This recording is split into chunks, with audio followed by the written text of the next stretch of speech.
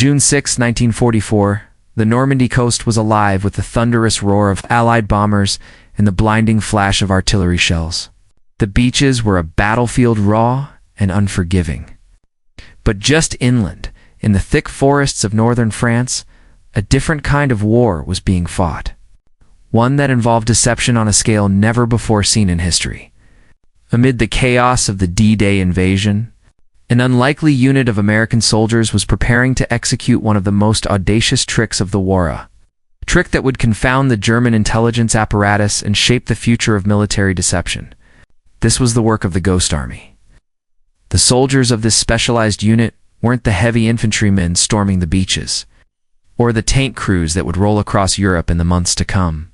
No, the men of the 23rd Headquarters Special Troops were artists. Engineers and technicians' creative minds recruited for their unconventional skills. Their mission? To deceive, confuse, and mislead the enemy with a stunning array of inflatable tanks, sound effects, and fake radio transmissions. They were masters of illusion, and their battlefield was one of mirrors, shadows, and misdirstion. In the dense forests near Normandy, a long, thin line of canvas and rubber was quietly inflated, tanks, trucks, and artillery pieces. To the untrained eye, they looked like real vehicles, standing silently in the underbrush. A few hundred yards away, the rumble of real American tanks shook the ground, engines roaring as they moved toward the front lines. But the Ghost Army wasn't interested in engaging the enemy directly. They were interested in planting doubt, confusion, and fear in the minds of their German counterparts. Across the wire, German officers scanned the horizon through binoculars. Their intelligence reports had warned them of an impending Allied offensive. But where exactly would it strike? The real strength of the Allied forces was in the southern part of the Normandy landings.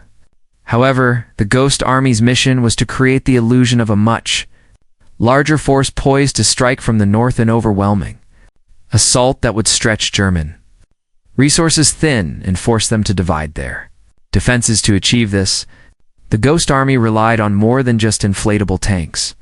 They used giant sound systems to broadcast the sounds of an advancing army of heavy artillery, trucks, and tanks rumbling across the countryside. Hidden speakers in the forest played recordings of engine noises, allowing the Ghost Army to simulate the movement of thousands of men and machines. They created the sound of a roaring, unstoppable force, tricking the German listening posts into believing they were facing an army of tens of thousands. German reconnaissance planes flew overhead, spotting what they thought were large concentrations of Allied forces. All the while, the real invasion forces were making their way down the beachheads, far to the south. The Germans, relying on flawed intelligence and their own doubts, fell for the ruse. They redirected troops and resources, splitting their forces in an attempt to reinforce areas that didn't exist. The Ghost Army had done its job. They had thrown the enemy off balance, buying precious time for the real fighting to unfold on the beaches of Normandy. But the Ghost Army's operations didn't stop there. As the war raged on, they continued their work of deception. They used inflatable aircraft to create the illusion of airfields full of bombers. They broadcast false radio transmissions that mimicked the movement of large armored divisions. And in one of their most successful operations, they convinced the Germans that an entire army group was poised to attack the town of Le Havre, when in fact the real assault was happening hundreds of miles away. The Germans once again moved forces in the wrong direction, securing the Allies another victory. This deception campaign wasn't just about creating fake tanks and sound effects. It was about shaping the entire battlefield. The Ghost Army had been given a specific vital role in the Allied victory in Europe, not through direct combat, but through the strategic use of illusion. And the scale of their efforts was nothing short of extraordinary. They had turned deception into a weapon, wielding it with precision and impact. It was a weapon that would remain a secret for many years after the war ended. The Ghost Army's operations were classified, and their contribution to the Allied victory was largely unknown to the public.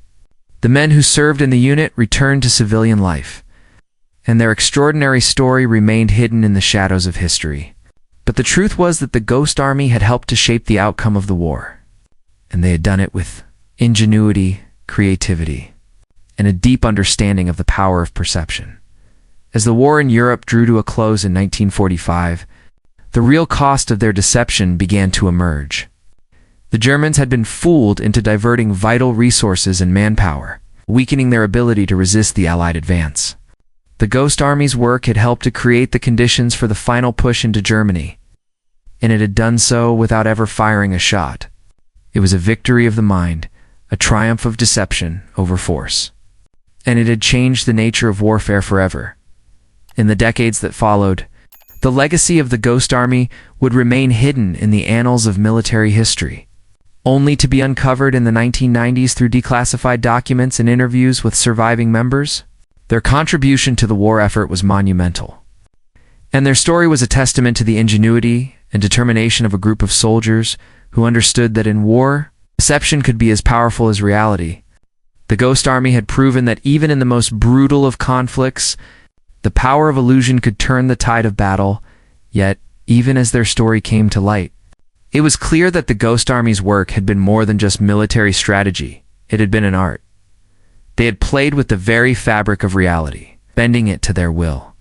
They had made the Germans believe in things that weren't there, and in doing so, they had shaped the course of history as the final days of the war came into focus. The question arose, what would the world look like if the Ghost Army's illusions hadn't worked? What if the Germans hadn't been tricked? Would the war have lasted longer? Would the cost of victory have been higher? These questions remain unanswered, but one thing is certain. The Ghost Army's contribution to the war effort was a quiet, unseen force that changed the course of history. Their legacy, as deceivers and artists of war, would live on in the shadows forever, a testament to the power of the mind over the battlefield. The true significance of the Ghost Army's operations went beyond mere tactical advantage. It revealed the transformative power of psychological warfare, shaping the Allied campaign in ways that were both subtle and profound. While the infantry and tanks fought their way across Europe, the Ghost Army worked in the background, quietly orchestrating illusions that would deceive not just the enemy, but also influence the strategy of entire military commands. The brilliance of the Ghost Army lay in its ability to craft a narrative that manipulated not only the battlefield but also the minds of the enemy.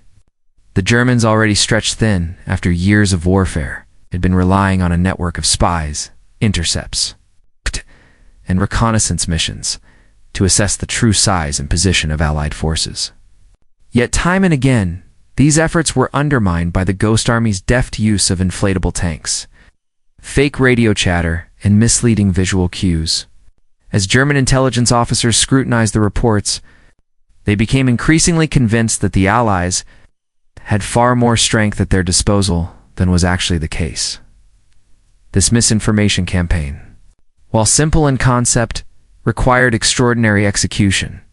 The Ghost Army's engineers and technicians were tasked with creating these inflatable tanks and artillery pieces, which, when inflated, appeared as lifelike as the real thing. In an age before digital imagery, these deceptive assets were a form of low-tech wizardry, designed to be visible from a distance, whether through binoculars or reconnaissance flights. Yet, even up close, they were strikingly effective. Made of durable rubber, the inflatable tanks and trucks featured painted details that made them seem almost indistinguishable from actual military vehicles. But they weren't just for visual deception. These inflatable creations were positioned alongside real units in a way that suggested the Allies had far more resources than they truly did. The success of these operations rested not just on the tanks, but on the symbiotic relationship between sound and sight. High-powered loudspeakers, often mounted on trucks, broadcast recorded sounds of combat, tanks rumbling across the countryside, trucks shifting gears, the whine of artillery fire, and the hum of military radios. These sounds filled the air, cloaking the movements of real divisions and creating the false impression of much larger forces. They often broadcast messages in German, using perfectly mimicked voices of American officers, which further added to the illusion. The men operating these sound systems were not just soldiers, they were composers of chaos. weaving an auditory landscape that convinced the Germans they were facing an unstoppable American army.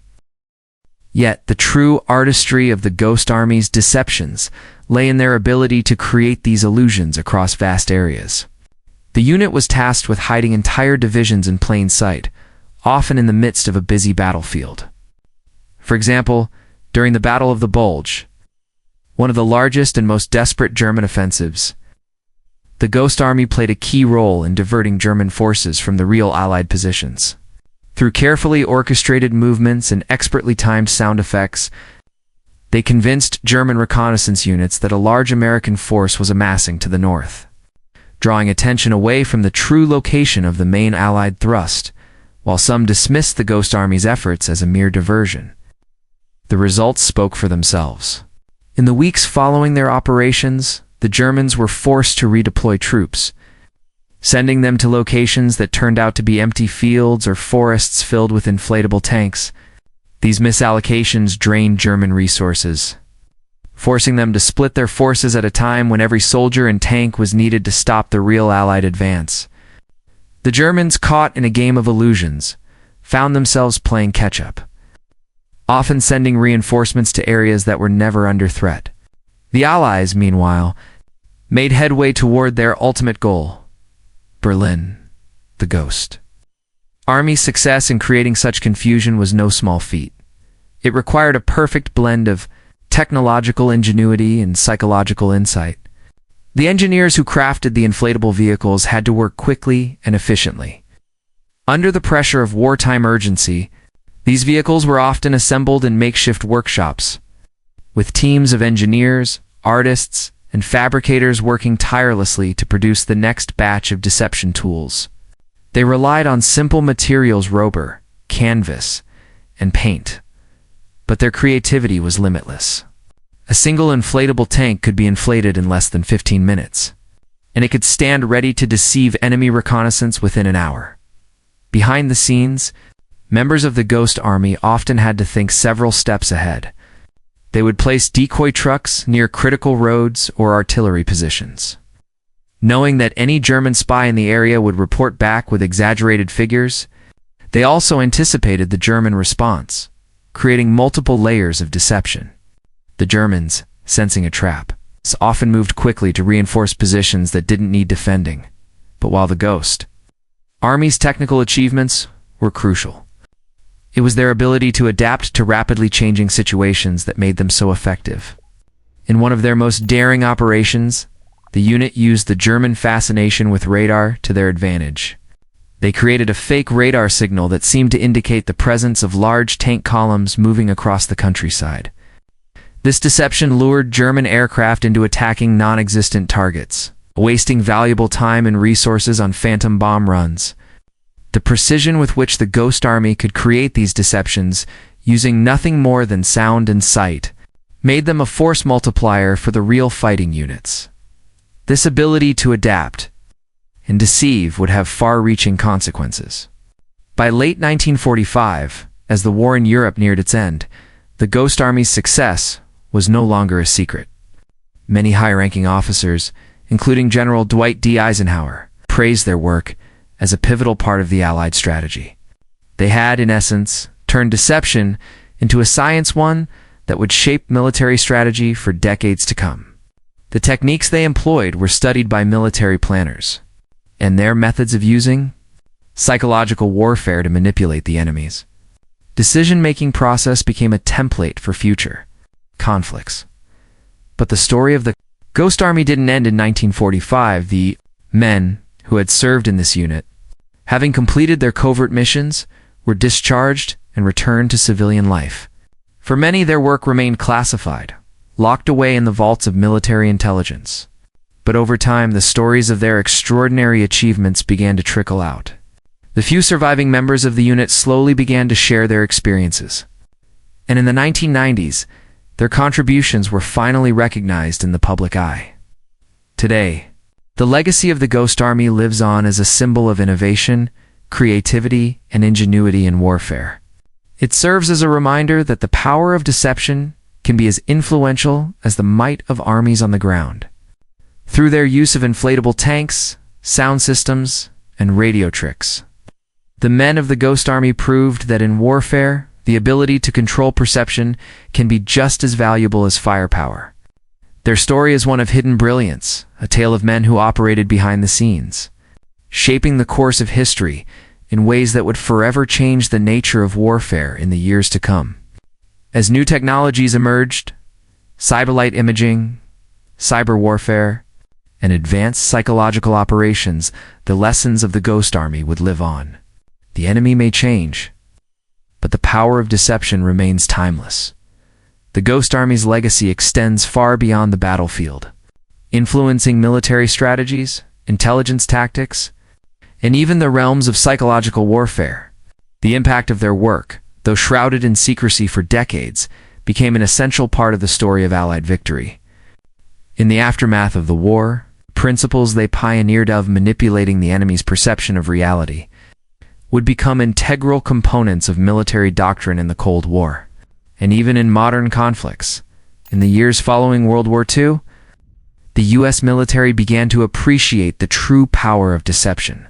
As the world entered a new era of international tension, the lessons of the Ghost Army were not forgotten. The Cold War, with its delicate balance of power between the United States and the Soviet Union, became a period of intense psychological warfare, where the threat of nuclear annihilation was often counterbalanced by the use of subtle, indirect tactics to influence global events. One key example can be seen in the United States: use of disinformation during the early years of the Cold War. Psychological operations (PAC-OPS) became a central component of American military strategy. The U.S. government, learning from the Ghost Army's success, began employing deception in both conventional and unconventional warfare. The idea that perception could shape reality was institutionalized. It wasn't just about physical force anymore. It was about manipulating the enemy's beliefs, their understanding of the battlefield, and their responses to perceived threats, one of the most direct descendants of the Ghost Army's operations was the creation of specialized units dedicated to psychological warfare. The U.S. Army's 4th Psychological Operations Group, founded in the 1950s, was modeled after the clandestine efforts of the Ghost Army. Their mission: to deceive, confuse, and demoralize adversaries, whether in the form of propaganda, misinformation, or covert operations designed to sow discord among enemy ranks. This mirrored the tactics perfected during World War II, but now on a much larger scale and in the context of nuclear brinkmanship. The importance of these deceptive techniques extended beyond the military. As the Cold War unfolded, the U.S. and the Soviet Union began using psychological warfare not only in military engagements, but in their global diplomatic and intelligence operations. The Ghost Army's use of sound systems and visual deception intended to mislead enemy forces into overextending their resources was mirrored by the global game of misinformation, where entire populations were swayed by carefully crafted narratives. The impact of the Ghost Army on the U.S. military can also be seen in how modern warfare has embraced the concept of network-centric operations. Today's technological battlefield involves not only physical combat, but also cyber warfare, information operations, and electronic warfare. The lessons from the Ghost Army about controlling perception, deceiving the enemy, and manipulating their actions based on false data echoed in the tactics used by modern military strategists. In essence, the Ghost Army laid the groundwork for what we now recognize as the information age of warfare. Moreover, the rise of advanced technology and social media in the 21st century has brought the power of perception to new heights. The same principles that were used to deceive the Germans in the 1940s are now used in cyberspace. The ability to craft virtual illusions through fake news, deepfakes, and disinformation campaigns has made psychological warfare more pervasive and potent than ever. Today, entire nations use similar tactics to influence elections, destabilize governments, and manipulate public opinion. Drawing directly from the Ghost Army's playbook, the Ghost Army's deceptive techniques were also influential in shaping the modern use of drones and satellite technology. Just as the Ghost Army created the illusion of vast armies with inflatable tanks, modern militaries use drones to create similar illusions in the sky. By sending out decoy drones or conducting fake surveillance missions, these modern ghosts can confuse enemy forces into overreacting or misallocating resources. Much like the inflatable tanks of World War II, the same psychological principles are at play mislead the enemy into thinking they are facing a much larger or more powerful force. In addition to military strategy, the Ghost Army's contributions have left an imprint on popular culture.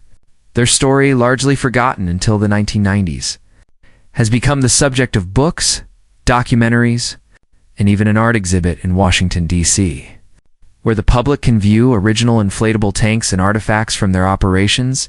These exhibitions have helped bring their story to light, showing how ingenuity and deception shaped one of the most pivotal periods in history.